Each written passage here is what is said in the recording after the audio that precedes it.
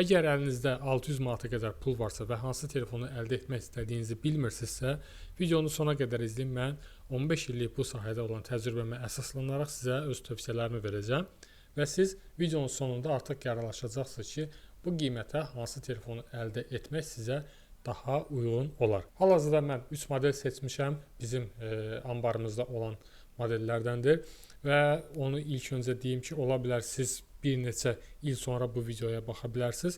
Onda həmin bu modellər artıq belə deyək də köhnəlmiş olacaq, yeni modellər gələcək. Ona görə də bu videonu sonra da izləyirsinizsə, bizə WhatsApp-a yazarsınız. Biz əlimizdə olan, bu qiymətə uyğun olan ən yaxşı telefonları sizə təqdim edəcəyik və sizə seçim etməkdə dəstək olacaq. Keçirik videoya, amma öncədən də deyim ki, kanalımıza abunə olun. Növbəti maraqlı videolarımız olanda sizin də bu barədə məlumatınız olsun. Hal-hazırda dediyim kimi sizə 3 model göstərəcəm.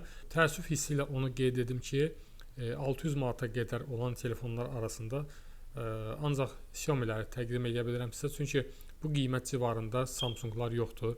Var, daha doğrusu deyək, aşağı büdcə və yuxarı büdcə üçün nəzərdə tutulub 600 manat civarında bir Samsung yoxdur. Eyni zamanda digər brendlərdən də bu qiymətə uyğun bir məhsul yoxdur.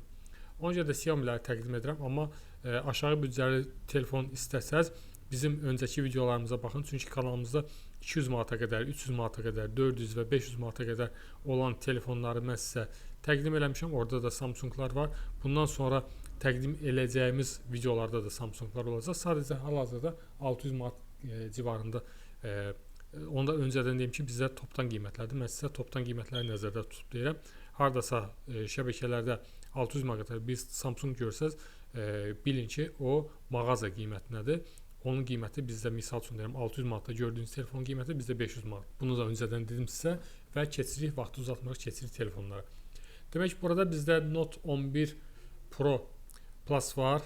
Xiaomi növbəti telefon, yəni də Redmi Note 14 Pro'dur və Xiaomi'nin alt brendi olan Poco'dan X7 modelidir.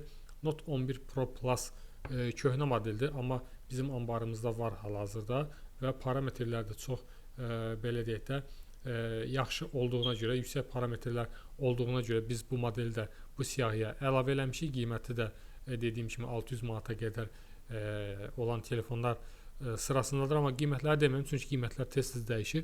Siz hansı telefondan maraqlı olarsa bizə WhatsApp-a yazarsınız, qiymətləri soruşarsınız. WhatsApp nömrəmiz 050 466 66 35-dir.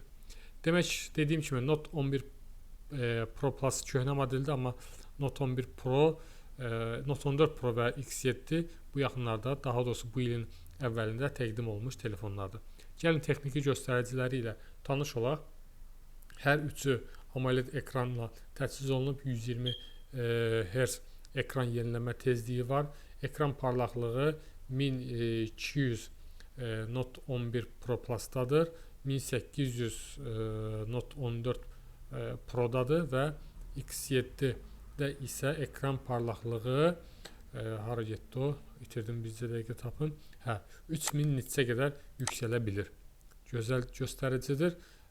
Digər texniki göstəricilər siz ekranda da özünüz görürsünüz.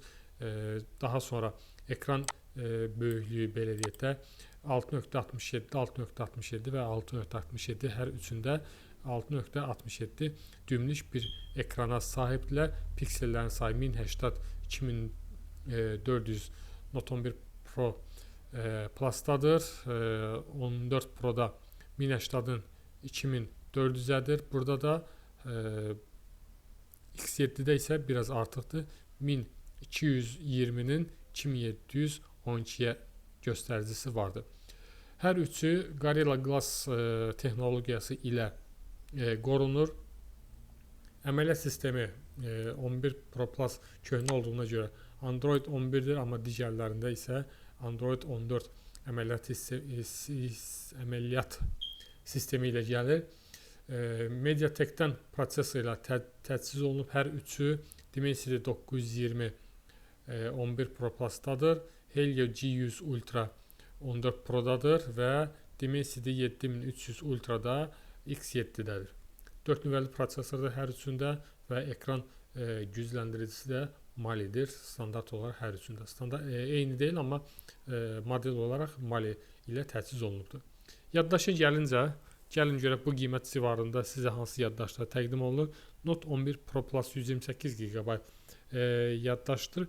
Amma X7 və 14 Pro-da isə yaddaşlar 256 GB-dır. RAM-lar da 8-dir təbii ki. Keçirik kamera hissəsinə. daha doğrusu 108 megapikseli əsas kamera 11 Pro Plus-dadır və əlavə 2 dənə də kamerası var. Makro və ultra geniş kamera. 200 megapiksellik bir kamera 14 Pro-dadır. Bunda da ultra geniş kamera 8 megapiksel və 2 megapiksellik makro kameradır. Və 50 megapiksellik kamera X7-dədir. 8 və 2 megapiksellik əlavə modullar da X7 Pro-dadır. Bunlar da standartdır hər üçündə. Demək olar ki, video çəkilişə gələndə 4K çəkiliş var 11 Pro Plus-da və X7 Pro-da. Hər ikisi saniyədə 30 kadra qədər çəkə bilir. Amma Note 14 Pro-da çox təəssüf ki 4K çəkiliş yoxdur. Ona görə də video çəkiliş zamanı mən bu telefonu alsam, video çəkiliş üçün bunu kənara qoyaram, siyahıdan çıxacaq. Əlavə deyək ki, selfie kamera 16 megapiksel 11 Pro Plus-dadır, 32 megapiksellik kamera 14 Pro-dadır, X7-də isə 20 megapiksellik bir kamera ilə təchiz olunub selfie kamerası. Digər texnologiyalar demək olar ki, standartdır. Batareykasına keçək, batareyasına baxaq. 4500 mAh batareya 11 Pro-dadır. 5500 mAh batareya 14 Pro-dadır və 5500'lük də daha doğrusu 5110 mAh batareya X7-dədir. Burada da görürsünüz, qlobal versiyada 5110 mAh gəlir, amma Hindistan üçün, daxili bazar üçün nəzərdə tutulan versiyada isə 5500 mAh batareya var. Sürətli şarj da hər üçündə var. Antutu testlərinə gəlin baxaq, görək burada nələr təqdim olunur bizə.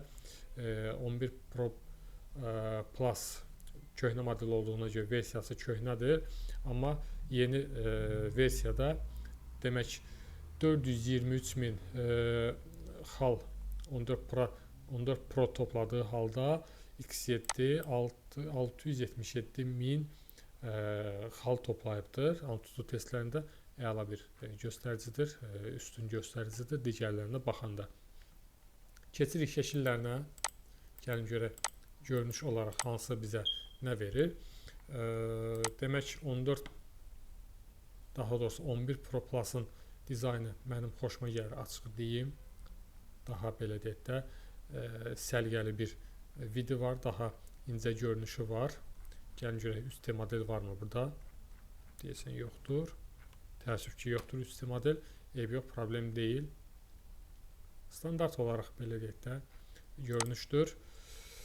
14 Pro ilə X7 hardasa bir-birinə oxşar. Görürsünüz, görünüşlərində belə deyək də fərq azdır. Gəlin görək bunlarda nə var, nə yox. Burada da yəqin ki üstü model olmayacaq. Yeni telefonlarda ona görə də hazırlamayıblar hələ ki, təəssüf ki. Amma gəlin şəkillərdən baxaq, görək ki burada nə var. Demək ki, arxada böyük bir kamera yuvası var. Flaqman modelləri xatırladır. Belə deyək də sambalı bir görünüşü var. Bunu mən əlimdə də götürüb test eləmişəm. Bizim mağazamızda belə əlinizə də götürəndə görürsünüz ki, samballı, ağır bir çəkili bir telefona oxşuyur. Görünüş olaraq yaxşıdır.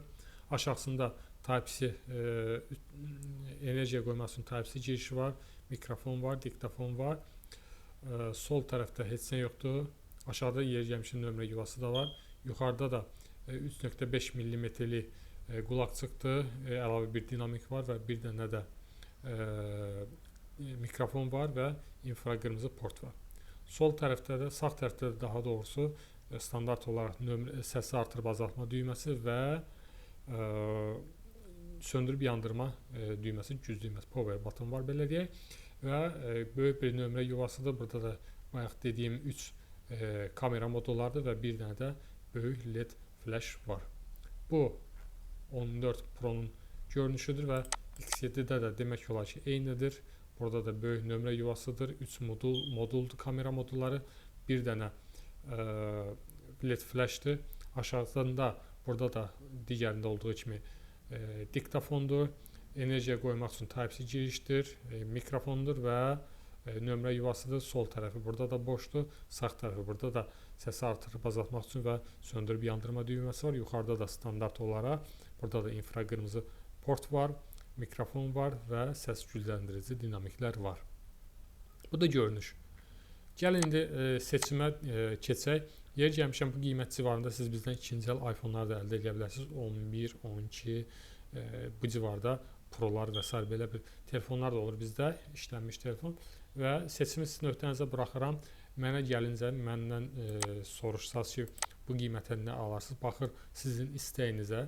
Yeni bir telefon istəyirsinizsə, müasir telefon istəyirsinizsə, 14 Pro və X7 arasında seçim edə bilərsiniz. Hansı brend sizə uyğundursa, onu əldə edə bilərsiniz. Daha belə deyək də incə, daha müasir bir görünüşlü telefon istəyirsinizsə, 11 Pro Plus-a da baxa bilərsiniz, amma bunun ili köhnədir, dediyim kimi, amma qiymətdə də digərlərinə fərq olacaq. Və mən şəxsən video çəkilişləri çox edirəm, ona görə də mən seçim etməli olsam, ikinci əl iPhone-lara da baxaram, görüm orada da nə var, nə yox. İdeal vəziyyətdə bir iPhone tapsam, onu da əldə etmək olar video çəkilişlər üçün. Təbii ki, iPhone-lar ilə bu telefonlar nə qədər müasir, nə qədər yeni olsa da video çəkilişlərində gəlin etiraf edək ki, fərq çox olacaq. WhatsApp nömrəmizi xatırladım, amma öncədən də onu deyim ki, siz bizdən telefonları həm topdan satış qiymətlərlə əldə edə bilərsiniz, eyni zamanda taksit kartları ilə, bir kart, tam kart, albalı kart ilə 18 aya qədər hissəli ödənişlə də əldə edə bilərsiniz. WhatsApp nömrəmiz 050 466 66 35-dir. Hansı telefon sizə maraqlıdırsa, yazın qiymətləri soruşun, kanalımıza da abunə olmağı unutmayın ki, gələn səfər 700, 800, 900 min manatlıq telefonlar çəkib göstərəndə sizin də bu barədə xəbəriniz olsun.